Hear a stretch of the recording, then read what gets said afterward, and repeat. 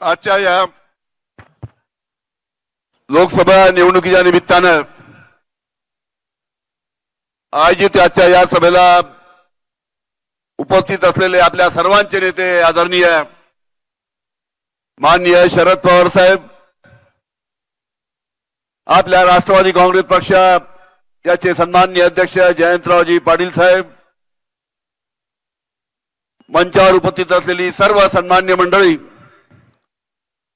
महाविकास आघाडी, Congress, Rashtrawadi, Shiv Sena, CPM, CPI, आप, आपले सर्व मित्र पक्षाचे उमेदवार, माननीय भास्कररावजी भगरे, मोठ्या संख्येने उपस्थित असलेले सर्व मान्यवर आणि उपस्थित बंधू आणि भगिनींनो, मी जास्ती वेळ या ठिकाणी आपला घेणार नाही, पण आपल्याला माहित आहे की 5व्या टप्प्याची निवडणूक 20 तारखेला होते. पहिला टप्पा विदर्भात झाला, दुसरा टप्पा विदर्भात झाला, तिसरा टप्पा सुद्धा पश्चिम महाराष्ट्र, चौथा टप्पा मराठवाडा, आणि या 4ही टप्प्याच्या निवडणुकीमध्ये चमत्कार घडणार आहे अशा प्रकारची संपूर्ण महाराष्ट्रामध्ये परिस्थिती आहे. आता 5व्या टप्प्याची निवडणूक 20 तारखेला होत आहे. या 5व्या टप्प्याच्या निवडणुकीत सुद्धा आपल्याला सर्वांना चमत्कार घडवायचा आहे. तो या मतदारसंघात घडणार की नाही, तुम्ही आपल्याला सांगा की या मतदारसंघात चमत्कार घडणार की नाही. आपल्याला बंधू आणि भगिनींनो माहित आहे, भारतीय जनता पार्टीचा 2 वर्षापूर्वी भारतीय जनता पार्टीच्या लक्षात आला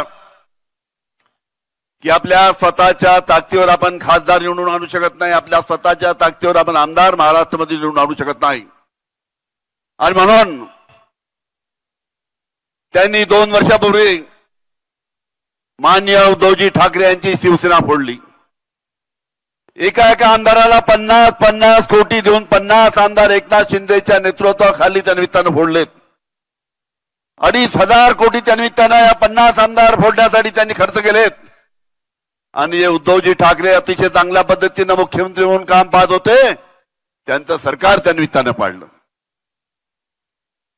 त्याच्यानंतर राष्ट्रवादी काँग्रेसचे नेते, आमचे अनेक नेते ईडी आणि सीबीआयच्या धाकांनी फोडलेत. अशा पद्धतीने गेल्या 2 वर्षापासून बंधू आणि भगिनींनो महाराष्ट्राची जनता उघड्या डोळ्यांनी हे फोडाफोडीचं राजकारण पाहत आहे. काय जनतेचे प्रश्न नाही, अनेक वक्त्यांनी या ठिकाणी जनतेच्या प्रश्नाचा इथे उल्लेख केला, महागाईच्या बाबतीत उल्लेख केला, बेरोजगारीच्या बाबतीत उल्लेख केला, शेतकऱ्यांच्या प्रश्नाच्या बाबतीत उल्लेख केला. काही प्रश्न महाराष्ट्राच्या जनतेचे प्रश्न नाहीत, पण हे भारतीय जनता पार्टीचं राजकारण फक्त 2 वर्षामध्ये फोडाफोडीचं राजकारण चालू आहे, ही आपल्या सर्वांना ही गोष्ट माहित आहे.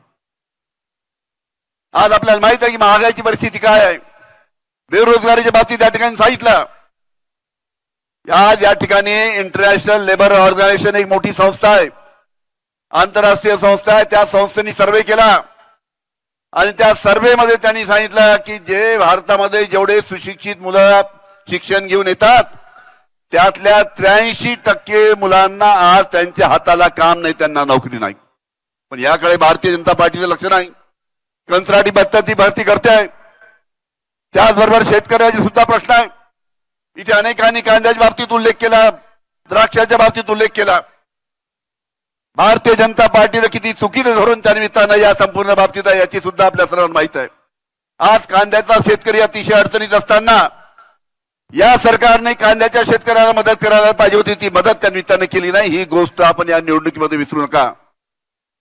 यात नरेंद्र मोदी साहेबांनी सांगितलं होतं 10 वर्षापूर्वी आमच्या विदर्भामध्ये, यवतमाळमध्ये आले होते, त्यावेळी सांगितलं होतं मी 2022 मध्ये शेतकऱ्याचं उत्पन्न दुप्पट करील. अरे नरेंद्र मोदी साहेब, महाराष्ट्रातल्या आत्महत्या दुप्पट झाल्या, पण शेतकऱ्याचं उत्पन्न दुप्पट झालं नाही.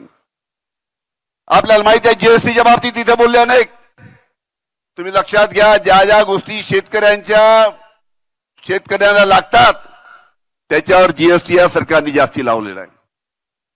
तुम्ही जर बाजारात, तुम्हाला जर एखाद्याला कोणाला हिऱ्याची अंगठी, खूप श्रीमंत असेल त्याला हिऱ्याची अंगठी करायची आहे, तर आज हिऱ्यावर 3% जीएसटी आहे. तुम्ही जर खत घ्यायला गेला तर खतावर 18% जीएसटी आहे. तुम्ही जर ट्रॅक्टर घ्यायला गेला ट्रॅक्टरवर 28% जीएसटी आहे. आणि तुम्ही जर मोटरसायकल घ्यायला गेला त्याच्यावर 23% जीएसटी आहे, पण हिऱ्यावर 3% फक्त जीएसटी आहे. म्हणजे शेतकऱ्याला लागणाऱ्या सर्व गोष्टीवर जीएसटी जास्त. अशा पद्धतीने शेतकरी विरोधी सरकार आहे. 10 दिवसापूर्वी खताच्या किमतीमध्ये या सरकारने 20% वाढ केली.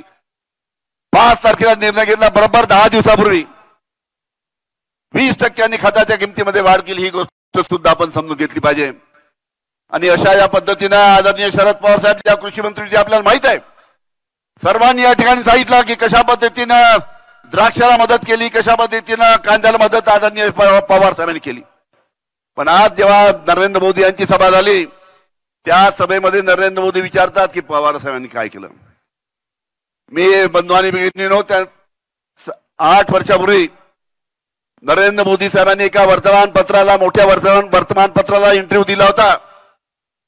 त्या इंटरव्ह्यू मध्ये त्या वरिष्ठ पत्रकारांनी नरेंद्र मोदी साहेबांना प्रश्न विचारला की माननीय कृषी मंत्री शरद पवार यांचं कृषी क्षेत्रामधलं काय योगदान आहे. अशा पद्धतीनं जेव्हा 8 वर्षापूर्वी जेव्हा त्यांना प्रश्न विचारला होता, त्यावेळेस नरेंद्र मोदी साहेबांनी त्या इंटरव्ह्यू मध्ये सांगितलं होतं, त्याचे 4 फक्त ओळी मी तुम्हाला इथे वाचून दाखवतो. त्या इंटरव्ह्यू मध्ये नरेंद्र मोदींनी सांगितलं होतं की पवारांचे प्रत्येक पाऊल शेती आणि शेतकऱ्यांच्या विकासाच्या दिशेनेच. पुढे बोलताना ते बोलले होते की शेतीमालाच्या किमान आधारभूत किमतीमध्ये वाढ करून देण्यासाठी कृषी मंत्री या नात्याने केंद्रीय मंत्रिमंडळात शरद पवार साहेब यांनी जो संघर्ष केला, शेतीमालाला भाव मिळाला पाहिजे याच्यासाठी त्यांनी आवाज उठवला, याची मला पूर्ण कल्पना आहे. त्यांचा सातत्याचा आग्रह आणि दबाव, त्यामुळेच शेतीमालाच्या किमतीमध्ये लक्षणीय वाढ होऊ शकली. हे सत्य कुणी नाकारता येत नाही. आणि म्हणून शेतकऱ्यांच्या दृष्टीनं पवार साहेब हे शेतकऱ्यांचे मसीहा आहेत, अशा पद्धतीचं वक्तव्य नरेंद्र मोदी साहेबांनी केलं होतं. आणि आज आता निवडणुका आल्या तर आता निवडणुका पाहून कशा पद्धतीनं भाषा बदलली, कशा पद्धतीने खोटे बोलतात, ही गोष्ट सुद्धा बंधू आणि भगिनींना आपण सर्वांनी समजून घेतली पाहिजे. आज आपण पाहिलं की 400 पारच्या घोषणा करतायत. अरे 400 पार कशाला करतात? त्यांना कशाला 400 पारच्या वरती आमदार खासदार पाहिजे? परमपूज्य डॉक्टर बाबासाहेब आंबेडकर यांनी आपल्याला जे संविधान दिलं, ते संविधान यांना बदलायचं आहे. म्हणून 400 पारच्या वरती त्यांना खासदार पाहिजे, ही गोष्ट सुद्धा लक्षात ठेवली पाहिजे. या भारतीय जनता पार्टीचा एक खासदार त्यांनी त्यांना कसा आपल्याला कमी करता येईल, या दृष्टीने आपल्याला सर्वांना प्रयत्न करायचे. आणि ते प्रयत्न करून या मतदारसंघातून आपले जे भास्कररावजी अतिशय चांगले उमेदवार आहे, त्या भास्कररावजी यांना आपण निवडून द्यावं अशा प्रकारची विनंती करत असताना एकच गोष्ट सांगतो की या ठिकाणी भारतामध्ये आपण पाहिलं, याचा उल्लेख सुद्धा करण्यात आला की आमचे आदिवासी मुख्यमंत्री झारखंडचे हेमंत सोरेन यांना एका खोट्या केसमध्ये ईडीने आतमध्ये टाकलं.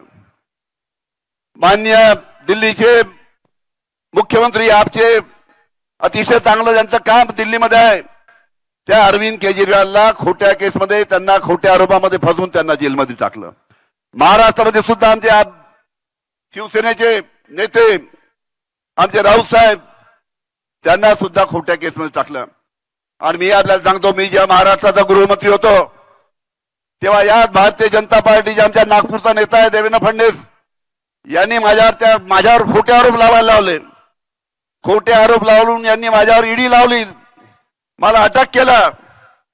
पण अटक केल्यानंतर जेव्हा 14 महिने अटक केल्यानंतर जेव्हा 5-6 महिने चौकशी झाली आणि चौकशीनंतर जेव्हा कोर्टामध्ये केस केली, हायकोर्टामध्ये केस केली, हायकोर्टाने निकाल देताना ते सांगितलं, न्यायमूर्ती चांदीवाल यांनी निकाल देताना तिथे सांगितलं की अनिल देशमुखवर जे आरोप झाले त्याच्यामध्ये कोणतेही तथ्य नाही, अनिल देशमुखवर जे आरोप झाले त्याचे कोणतेही पुरावे नाही, आणि अनिल देशमुखवर हवेमध्ये आरोप करण्यात आलेले अशा पद्धतीनं हायकोर्टाने सांगितलं, सुप्रीम कोर्टाने सांगितलं. त्याच्यानंतर 14 महिन्यानंतर मी बाहेर आलो. तुम्हाला एक गोष्ट सांगतो, 3 वर्षापूर्वीची, 3 साल पहले की बात आपको बताता. 3 साल पहले यही नेता ने जिसका मैंने भी नाम लिया, उसने मुझे बार बार फोन करके बोला कि अनिल बाबू हमारे से समझौता करो. मैंने उसको बोला कि अनिल देशमुख जिंदगी भर जेल में जाएगा लेकिन आपसे कभी जिंदगी में समझौता नहीं करोगे.